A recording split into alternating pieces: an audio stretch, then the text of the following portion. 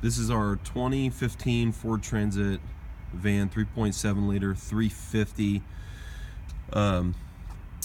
We had that coolant leak I showed on the other video that had good clarity where you could see the leak.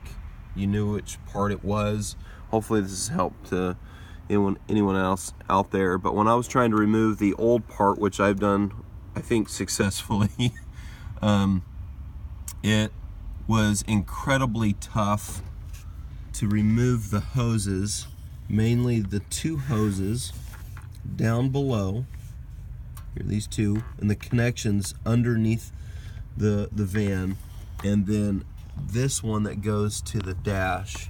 It's the one on the left right here. This one was the worst. I could not get it off, no matter the tugging, no matter the attempts to get a tool in there. I did not have the tools that would get under the lip and pull. I even called a few of the local places, like an AutoZone, O'Reilly's around us. They did not have them. So this is the only one I had to cut the lip and I was able to pull off. I was trying to salvage the hoses because they were good to use them as parts. These clips, which are on the other hoses as well, were fairly helpful. You just have to press them pretty hard on the tip, but sometimes it's difficult to actually get a plier or something on there, depending on, you know, where your hand is and how much space you have. Other than that, it was a fairly simple fix. It was remove that. Probably didn't have to, but it was certainly a lot easier. And this part is a whole part.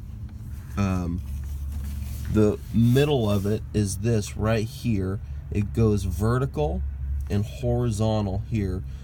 The vertical, there's two hoses that go down underneath, and there's one that comes up to the dash, and then this comes here to then the radiator. If you can see it, yep, right here. Then here's the coolant antifreeze that is according to our owner's manual that only our dealership had, and I didn't want to try others, nor did I want to mix it.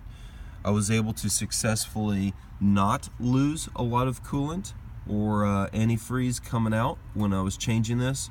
I just tried pulling one hose off and then immediately connecting the new hose. I don't know if that's recommended or not, but it actually worked well.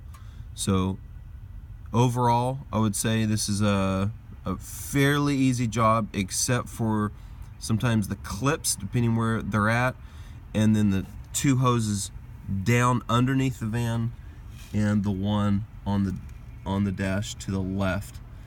Those are pretty difficult because in the dash here you have very little room to work with. Hope that helps.